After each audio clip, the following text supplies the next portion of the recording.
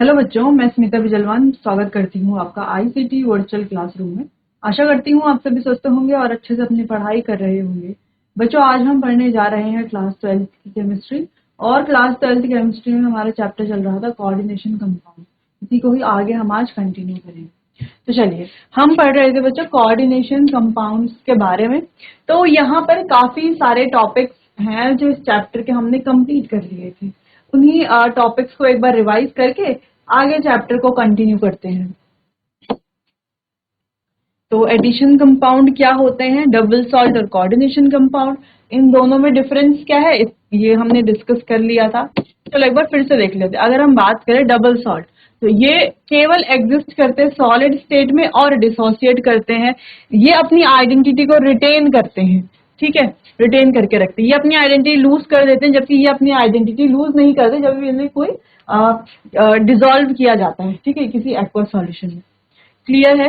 Double salt the metal ion exhibit normal valency. तो यहाँ पर जो मेटल आयन है वो क्या एग्जिबिट करता है, नॉर्मल वैलेंसी एग्जिबिट करता है, जबकि कोऑर्डिनेशन कंपाउंड में नेगेटिव आयंस और molecule surrounding central metal atom is beyond it's normal valency.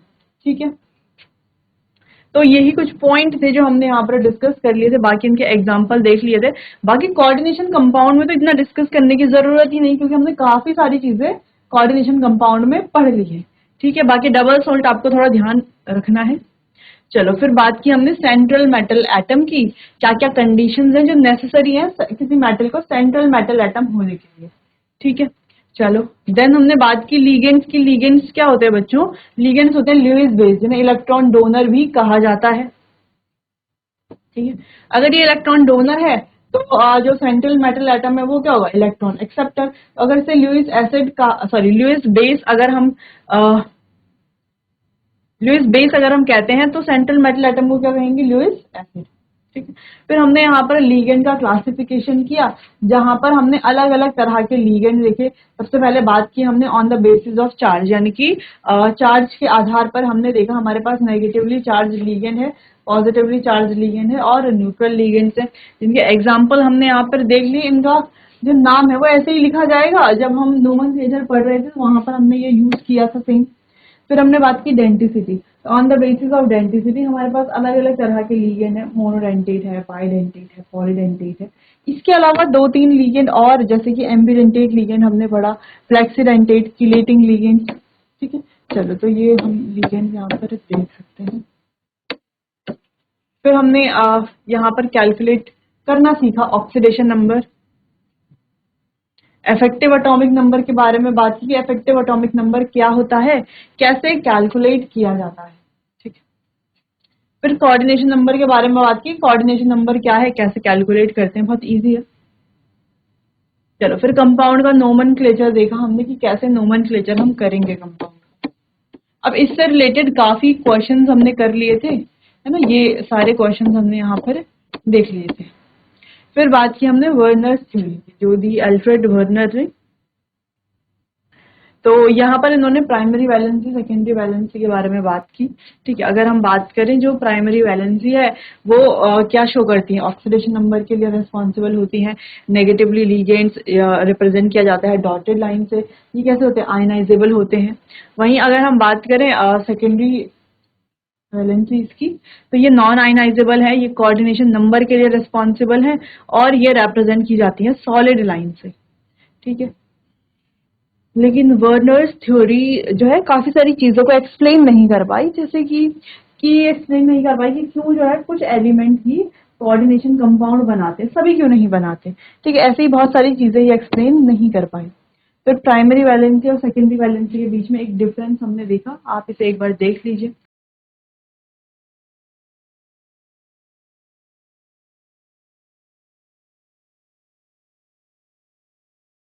चलिए, फिर हमने वीबीटी, बहुत इंपॉर्टेंट, वैलेंस बॉन्ड थ्योरी के बारे में बात की। वैलेंस बॉन्ड थ्योरी दी थी लिनेस पॉलिंग ने 1931 में। वैलेंस बॉन्ड थ्योरी एक्सप्लेन करती है स्ट्रक्चर और magnetic property of large number of coordination compound में।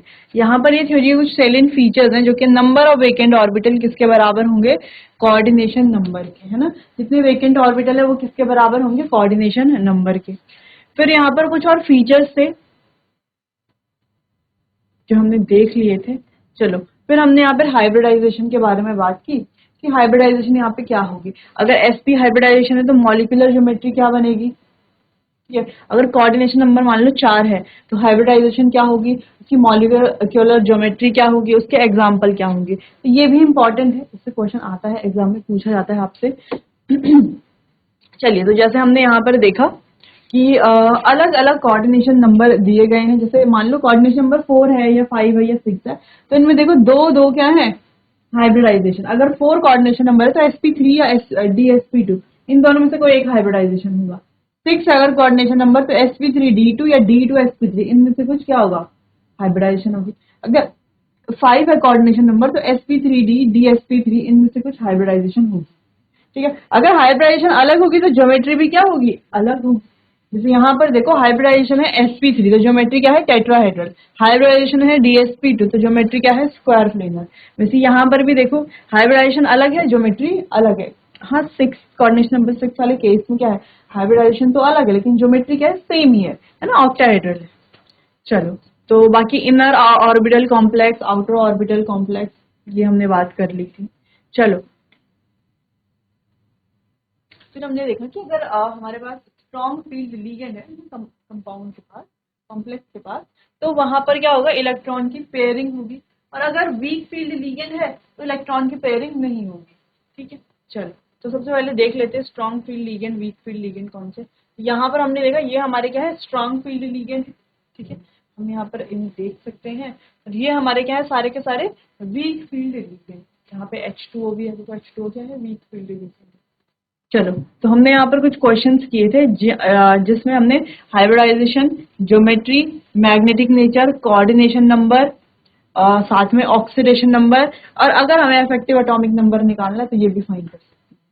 क्लियर है। तो ये क्वेश्चंस सॉल्व हमें कैसे कैसे करने, यानी कि इन क्वेश्चंस को करना कैसे है, ये हमने बहुत डिटेल में डिस्कस कर लिया था। कुछ पॉइंट ऐसे हैं जो वीबीडी से रिलेटेड नहीं है, लेकिन वो भी हमने यहाँ पर पढ़ लिए थे क्योंकि हमें इन क्वेश्चंस को सॉल्व करना था। चलो, ये कंप्लीट कर लिया था हमने, काफी सारे क्वेश्चंस हमने यहाँ पर किए। फिर कुछ एक्सेप्शनल पॉइंट्स हमने यहाँ पर डिस्कस किए, कुछ और एक्सेप्शनल पॉइंट्स। फिर हमने लिमिटेशन देखी कि ये क्या है, एक्सप्लेन नहीं कर पाए inner orbital complex and outer orbital complex के फॉर्मेशन के बारे में। ये लिगेंड के स्ट्रेंथ के बारे में, उसके नेचर के बारे में नहीं बता पाए, और ये कॉम्प्लेक्स के कलर को भी एक्सप्लेन नहीं कर पाए, ठीक है। फिर आई CFT, जिन्होंने ये सारे पॉइंट्स को डिस्कस किया, है ना, इन सारे पॉइंट्स को बताया। फिर CFT हमने डिस्कस कर ली थी। यहाँ पर हमने देख लिया था एक्सियल सेट क्या है ना। जब ये स्प्लिट करते हैं डिजेनरेट ऑर्बिटल्स, तो ये दो सेट में स्प्लिट होते हैं, एक एक्सियल सेट है, एक नॉन एक्सियल सेट है। एक्सियल सेट में आते हैं हमारे EG, that is dx² minus y² और dz², जबकि नॉन एक्सियल सेट में आता है हमारे T2G, जो कि क्या है, dxy, dyz और dzx, ठीक है। अच्छा, यहाँ ये कहाँ कैसा होता है, बिटवीन द एक्सिस, जैसे हम देख सकते हैं एक्सिस के बीच में, बिटवीन में हो रहा है। ये कैसा हो रहा है, अलोंग द एक्सिस, एक्सिस के अलोंग में ये हो रहा है, ठीक है। चलो, फिर हमने सिमेट्रिकल फील्ड और अनसिमेट्रिकल फील्ड के बारे में बात की थी, जिसे आप एक बार देख लीजिए। स्प्लिटिंग जो होती है वो किस वजह से होती है, अनसिमेट्रिकल फील्ड की वजह से होती है, ना कि सिमेट्रिकल की वजह से। क्लियर है।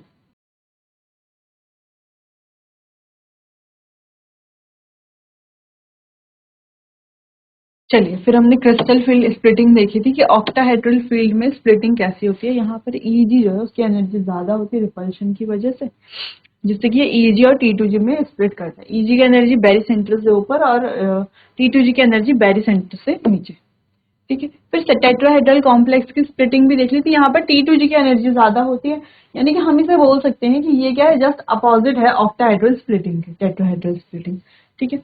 चलो, बाकी स्क्वायर प्लेनर स्प्लिटिंग भी हमने यहाँ पर देख ली थी एडिशनल नॉलेज के लिए। फिर हमने बात की थी कौन कौन से फैक्टर है जो क्रिस्टल फील्ड स्प्लिटिंग एनर्जी को अफेक्ट करते हैं। सबसे पहला है charge on central metal atom. Central metal atom पर जो चार्ज है वो अफेक्ट करता है CFSC, यानी क्रिस्टल फील्ड स्प्लिटिंग एनर्जी कहते हैं। जितना ज्यादा चार्ज उतनी ज्यादा CFSC।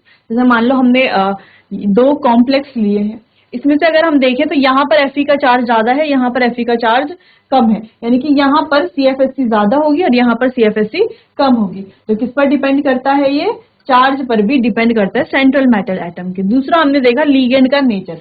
अगर स्ट्रॉन्ग फील्ड लीगेंड है, जैसे कि यहाँ पर हमने एक स्ट्रॉन्ग फील्ड लीगेंड लिया, अच्छा दोनों तरफ हमने ऑक्टाहेड्रल स्प्लिटिंग ली, Eg ऊपर T2G नीचे, ठीक है। लेकिन फिर हमने देखा कि जो स्ट्रॉन्ग फील्ड लीगेंड है उसकी प्रेजेंस में क्या हो रहा है, जो स्प्लिटिंग है वो ज्यादा है ना, स्प्लिटिंग एनर्जी क्या है, ज्यादा है, CFSC ज्यादा है।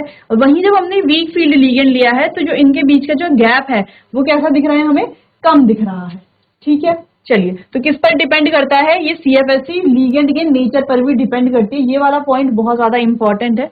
फिर यहाँ से हमने बात की नेक्स्ट की जेड इफेक्टिव, ठीक है। जेड इफेक्टिव भी डायरेक्टली प्रोपोर्शनल है CFSC के। CFSC जेड इफेक्टिव अगर ज्यादा होगा तो CFSC भी ज्यादा होगी। चलो, नेक्स्ट पॉइंट थी ज्योमेट्री ऑफ कॉम्प्लेक्सेस। तो SP की जो है यानी कि जो स्क्वायर प्लेनर है उसकी जो एनर्जी है CFSC है वो ज्यादा होगी, फिर ऑक्टाहेड्रल की देन कम होगी सबसे टेट्राहेड्रल की, ठीक है। चलो, फिर हमने यहाँ पे इलेक्ट्रॉनिक कॉन्फ़िगरेशन के बारे में बात की थी बच्चों, एप्लीकेशंस देख ली थी हमने, एप्लीकेशंस के बारे में बात की थी CFT की। अभी तक हम बात करते हैं कौन कौन से फैक्टर है जो अफेक्ट करते हैं CFSC को। अब एप्लीकेशन क्या है, पहले हमने देखा CMA पर यानी कि सेंट्रल मेटल एटम पर जो इलेक्ट्रॉनिक कॉन्फ़िगरेशन है। इलेक्ट्रॉनिक कॉन्फ़िगरेशन में भी हमने देखा कि स्टार्टिंग के 3 और लास्ट के 3 तो क्या है, लगभग सेम ही है, लगभग क्या पूरे क्या है, सेम है, ठीक है। लेकिन बीच के जो 4 है यहाँ पर ही जो इलेक्ट्रॉनिक कॉन्फ़िगरेशन है उसमें डिफरेंस आ जाता है। ये सब होता है किसकी वजह से, लीगेंड की वजह से। लीगेंड अगर स्ट्रॉन्ग फील्ड है या वीक फील्ड, अगर स्ट्रॉन्ग फील्ड लीगेंड है तो यहाँ पर पेयरिंग होगी, है ना। तो इलेक्ट्रॉन पहले T2G में भरा जाएगा, क्योंकि according to aufbau principle and Hund's rule electron पहले किस में भरा जाता है, जिसकी एनर्जी कम होती है। तो T2G की एनर्जी कम है Eg की एनर्जी से, किसमें, एक ऑक्टाहेड्रल की बात कर रहे हैं हम, ठीक है। तो ऑक्टाहेड्रल में अगर स्प्लिटिंग की बात करें तो मान लो ये हमारे 5 डीजेनरेट ऑर्बिटल्स हैं, ठीक है। तो ऑक्टाहेड्रल की स्प्लिटिंग की बात करेंगे तो ये कैसे स्प्लिट होगा, Eg और T2G में, ठीक है।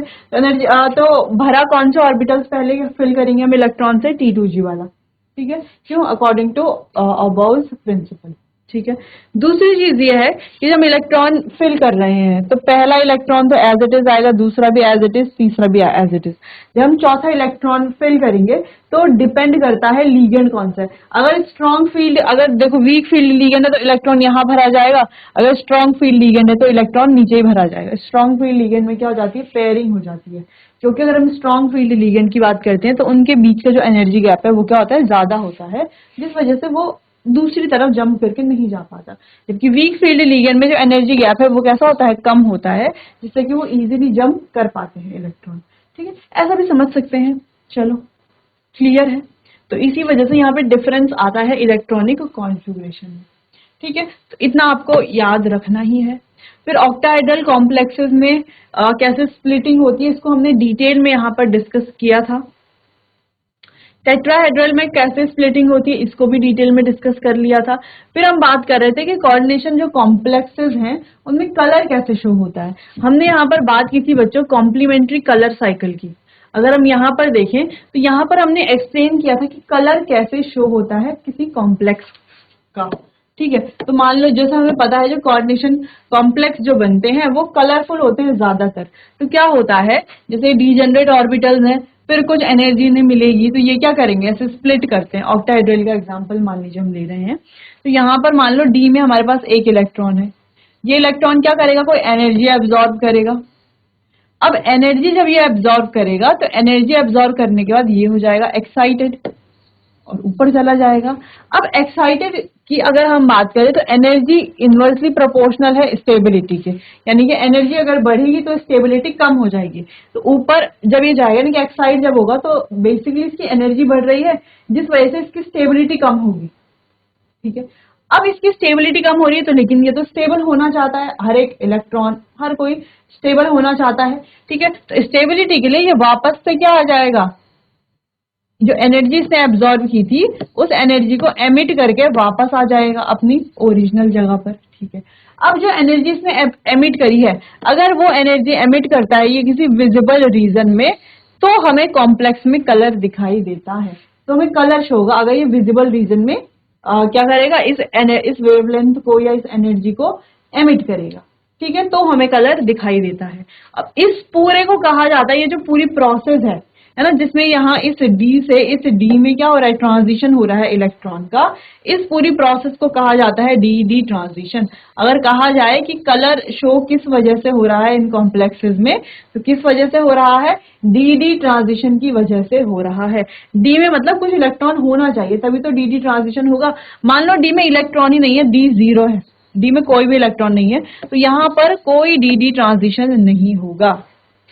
ठीक है, तो डी ट्रांजिशन नहीं है, इसका मतलब कलर नहीं होगा कॉम्प्लेक्स का। लेकिन क्या ये पूरे तरीके से सच बात है कि डी में अगर इलेक्ट्रॉन नहीं है तो कोई डी ट्रांजिशन नहीं होगा और कलर भी कॉम्प्लेक्स का नहीं दिखेगा? देखो ये बात सच तो है, लेकिन आधा सच है।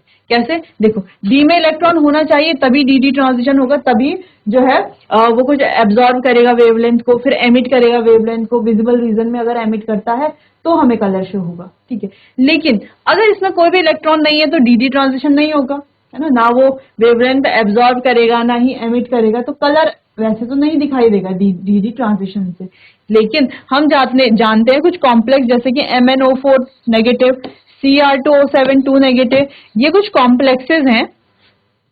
ये जो MnO4 नेगेटिव है इसका कलर होता है पर्पल और Cr2O7 है इसका कलर है ऑरेंज। लेकिन हैरानी की बात है कि इन दोनों के डी में क्या होते हैं, 0 इलेक्ट्रॉन होते, वो इलेक्ट्रॉन होता ही नहीं है। तो ये कलर शो कैसे करते हैं? देखो, कोई इलेक्ट्रॉन नहीं है इसलिए यहाँ पे डी ट्रांजिशन तो नहीं होता, तो यहाँ पर ये कलर कैसे शो करते हैं बच्चों? ये कलर शो करते हैं due to charge transfer spectra. ठीक है, चार्ज ट्रांसफर स्पेक्ट्रा की मदद से ये कलर शो करते हैं। और जो कलर चार्ज ट्रांसफर स्पेक्ट्रा की मदद से शो होते हैं वो कलर काफी इंटेंस कलर होते हैं। क्या होते हैं? काफी इंटेंस कलर होते हैं। ठीक है, तो ये बात हो गई कि कैसे जो है कॉम्प्लेक्स कलर शो करता है। फिर हमने बात की थी बच्चों कॉम्प्लीमेंट्री कलर साइकिल की। अब ये कॉम्प्लीमेंट्री कलर साइकिल क्या है? ये लगभग हमें अंदाजा दे देती है कि कोई कॉम्प्लेक्स कलर शो करता है, यानी कि कौन सा कलर ये एब्जॉर्ब करेगा तो कौन सा कलर एमिट करेगा। ठीक है, तो यहाँ पर आई जो है, आई को आपको पूरी तरीके से नेग्लेक्ट करना है, याद रखना है VBGYOR, विबग्योर होता है ना, विबग्योर के आई को आपको हटा देना है केवल। तो ये हो गया VBGYOR। अब यहाँ पर क्या है कि अगर देखो अगर कोई कॉम्प्लेक्स ब्लू कलर एब्जॉर्ब करता है, ठीक है, ब्लू कलर एब्जॉर्ब करता है, तो ये कैसा कलर शो करेगा? ऑरेंज कलर एमिट करेगा। अगर ये ब्लू और ग्रीन के बीच का कोई कलर एब्जॉर्ब करता है तो ये रेड और ऑरेंज के बीच का कोई कलर एमिट करेगा। अगर ये वॉयलेट एब्जॉर्ब करता है तो ये येलो एमिट करेगा, येलो एब्जॉर्ब करता है तो वॉयलेट एमिट करेगा। ठीक है, ऑरेंज एब्जॉर्ब करता है तो ब्लू एमिट करेगा, ग्रीन एब्जॉर्ब करता है तो रेड एमिट करेगा। ऑरेंज और रेड के बीच का कोई कलर एब्जॉर्ब करता है तो ब्लू और ग्रीन के बीच का कोई कलर एमिट करेगा। ऑरेंज और येलो के बीच का कोई कलर अगर ये एब्जॉर्ब करता है तो वॉयलेट और ब्लू के बीच का कोई कलर ये एमिट करेगा। ठीक है, वॉयलेट और रेड के बीच का कोई कलर एब्जॉर्ब करता है तो ग्रीन और येलो के बीच का कोई कलर ये एमिट करेगा। ठीक है, इतना ध्यान रखना है आपको। रेड और ऑरेंज के बीच का कोई कलर एब्जॉर्ब करता है तो ब्लू ग्रीन के बीच का कोई कलर एमिट करेगा, या ब्लू ग्रीन के बीच का कोई कलर एब्जॉर्ब करता है तो रेड और ऑरेंज के बीच का कोई कलर एमिट करेगा। तो ये क्या है? एक दूसरे को कॉम्प्लीमेंट करते हैं, यानी कि ये एब्जॉर्ब करेगा तो ये एमिट करेगा, ये एब्जॉर्ब करेगा तो ये एमिट करेगा। क्लियर है? इनके बीच का कोई कलर एब्जॉर्ब करता है तो इनके बीच का कोई कलर ये एमिट करेगा। क्लियर है? तो ये हो गए कॉम्प्लीमेंट्री कलर साइकिल। लेकिन ये 100% करेक्ट नहीं होती है। ठीक है, आप बस अंदाजा लगा सकते हो, मोस्ट ऑफ द केसेस में ये सही होती है, लेकिन हर केस में ये सही नहीं होती। ठीक है, तो थोड़ा बहुत आपको यहाँ पर ध्यान भी रखना पड़ेगा। जैसे हमने यहाँ पर देखा कि रेड एब्जॉर्ब करता है तो ब्लू शो करता है, ब्लू एब्जॉर्ब करता है तो येलो ऑरेंज शो करता है, ब्लू ग्रीन के बीच का कोई कलर एब्जॉर्ब करता है तो रेड ये एमिट करता है, ब्लू ग्रीन एब्जॉर्ब करता है तो पर्पल ये एमिट करता है। ठीक है, तो कुछ जो है वो मैच कर रहे हैं कॉम्प्लीमेंट्री कलर साइकिल से, कुछ मैच नहीं कर रहे हैं, ये ध्यान रखना है आपको। चलिए, फिर हमने बात की थी यहाँ पर क्रिस्टल फील्ड स्प्लिटिंग। अच्छा, ये जो कलर है ये कैसे कलर के बारे में हमने बात कर ली थी। क्या होता है? यहाँ पे डी ट्रांजिशन होते हैं, तो ये हमने पढ़ लिया था। अब आगे बढ़ते, it is important to note that in the absence of ligand crystal field splitting does not occur and hence the substance is colourless. तो दूसरी चीज ये है कि लीगेंड के एब्सेंस में, लीगेंड अगर उपस्थित ना हो तो क्रिस्टल फील्ड स्प्लिटिंग होगी ही नहीं और सब्सटेंस जो है वो कैसा रह जाएगा, कलरलेस रह जाएगा। जैसे हम बात करें removal of water from TiH2O होल 6Cl3, H2O क्या है यहाँ पर, लीगेंड H2O रिमूव कर देंगे, on heating renders it colourless. H2O अगर हम यहाँ से रिमूव कर देंगे तो जब हम हीट करेंगे तो ये कैसा हो जाएगा, कलरलेस। जैसे मान लो ये है डिहाइड्रेशन हो गया, यानी कि वाटर के मॉलिक्यूल्स को हटा देंगे यहाँ से, तो ये कैसा हो जाएगा बच्चों, कलरलेस हो जाएगा। वैसे ही on heating anhydrous copper sulphate हमने लिया is white but copper sulphate dot 5H2O is blue in colour. जैसे हम देखें तो यहाँ पर क्या है, वाटर है तो ये कैसा कलर का है, ब्लू कलर का है, वाटर हटा दिया तो ये कलरलेस हो जाएगा। यानी कि कंपाउंड से अगर हम उसका जो लीगेंड है वो हटा देंगे या लीगेंड जो है वो एब्सेंट अगर होता है तो कंपाउंड कैसा हो जाएगा, कलरलेस हो जाएगा। ठीक है, नोट कीजिए इतना।